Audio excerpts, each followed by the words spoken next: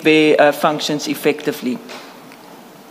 Now, do the Deputy National Commissioners account to or report to the Minister? No, the Deputy National Commissioners report to the National Commissioner, and the National Commissioner reports, as the head of department, reports to the Minister.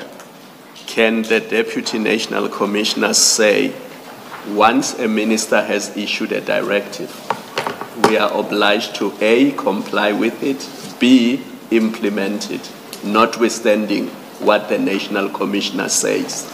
No, the Deputy National Commissioner does not have that power. And I am reminding you, Commissioner, that Section 199(6) of the Constitution says no member of a security services may comply with a manifestly illegal order. So the fact that it came from the Minister and it didn't fall within the purview of a Minister to give that order is already problematic. The correct approach would have been to report it to the National Commissioner and to say, I've received this order from the Minister and I'm reporting it to you to give direction on how to deal with the matter.